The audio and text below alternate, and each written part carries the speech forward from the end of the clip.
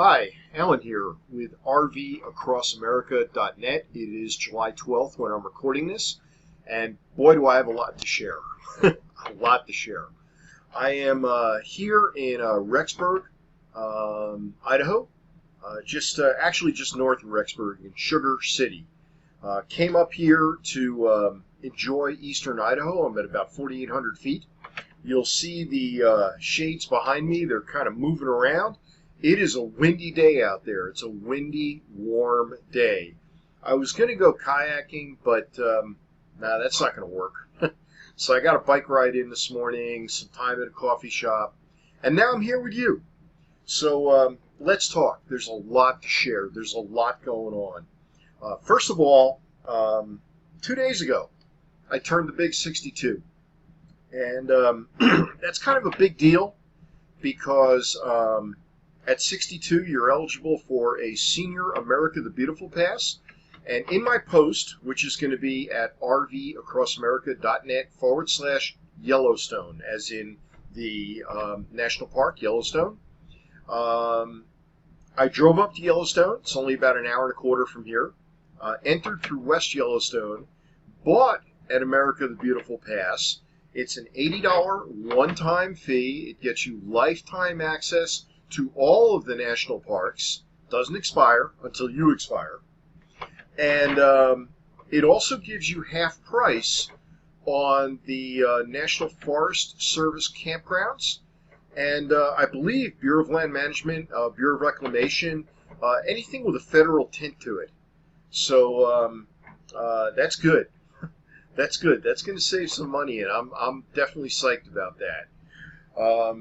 Yellowstone on Friday the 10th was an interesting experience, and I'm going to tell you a little bit about that as we go further in. But initially, at least, I want to give you some footage to show you what I saw in Yellowstone, and I'll probably come back a little bit later. I'm up here getting some repairs done. My custom desk needed a minor repair. My camper needed a minor repair.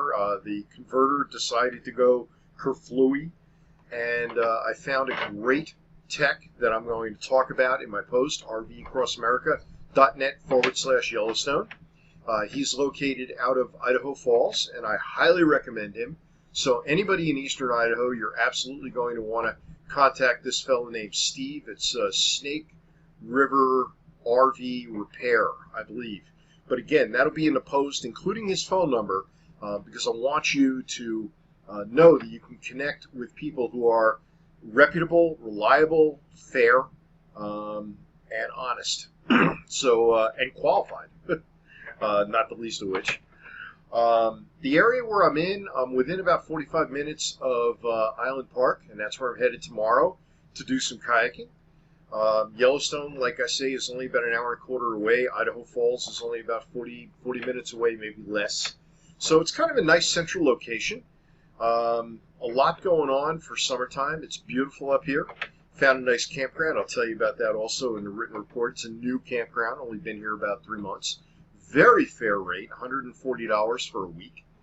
That's with full hookups, plus tax, so it was $151. But that's still very, very fair, very reasonable rates. And again, my post will talk about who they are and all that stuff.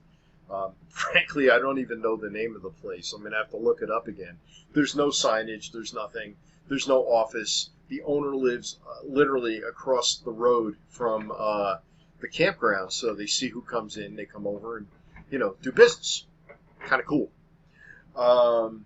Yellowstone was quite an experience, and I'll tell you more about that.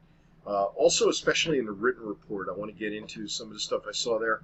Also, just watched a really interesting video. Video that kind of highlights what might be the cure for COVID. So I'm going to link that video if it's still up on YouTube. If not, hopefully it's on Patreon, I think is the alternative. But I will link you to that. And I'll tell you a little bit about what I just learned as I watched that video. But without me ratchet jawing any longer, I'm going to turn you over to some more footage. You already saw one of the springs. I think it's called Barrel Spring. I was in the northwestern corner of Yellowstone, and you're going to see some other features as we go along. I'll put in some captions so you know what you're looking at or what I think you're looking at. And then I'll probably pop back in and share a couple of thoughts. All right? So Alan here, rvacrossamerica.net/Yellowstone.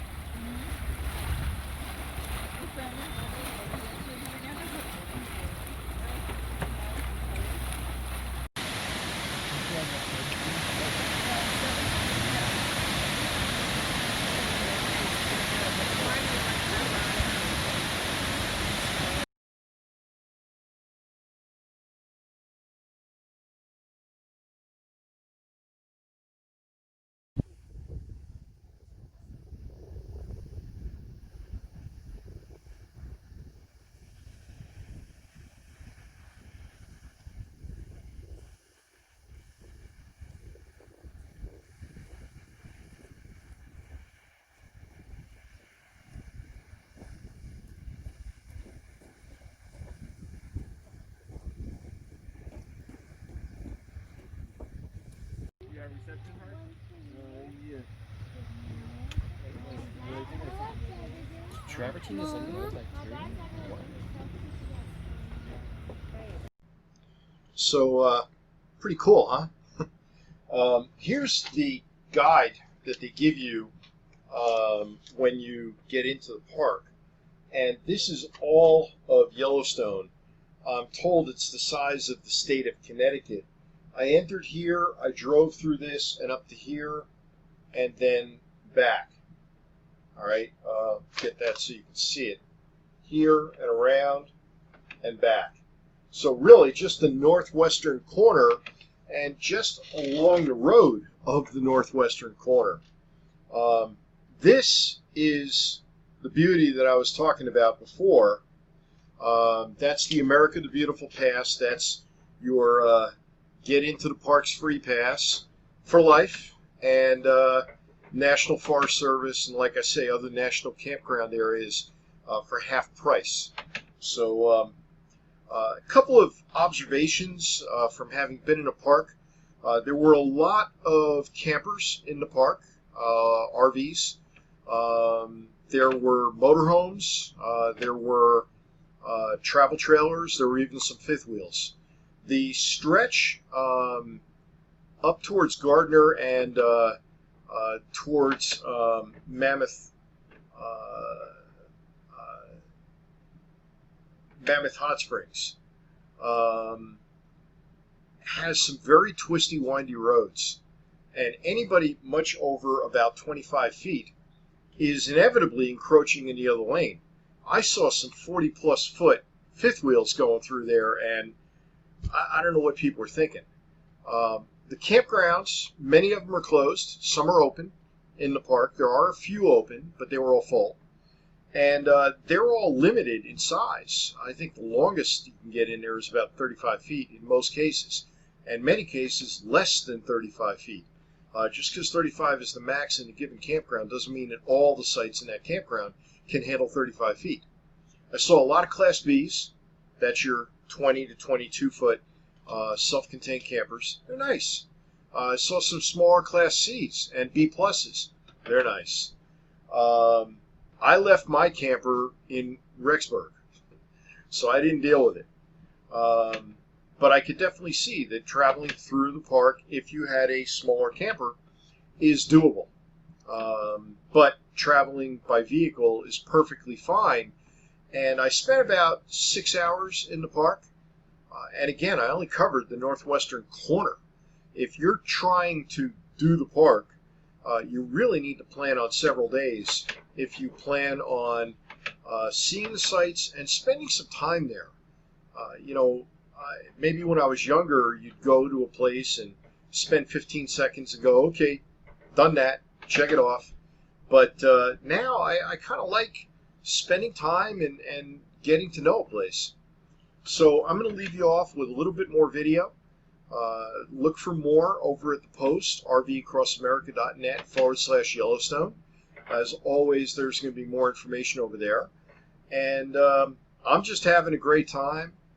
Busy as heck between my travels and the concierge business. It seems like I'm getting calls almost every day now. And a lot of people expressing interest, and a lot of people hiring me to do what I do, either to get them a camper at the best camper at the right price, or to sell their camper. And I've had some pretty good success with that recently too. Anyway, Alan from RVAcrossamerica.net, again, /Yellowstone for this post. We'll see you, and I'll leave you off with some great and inspiring video.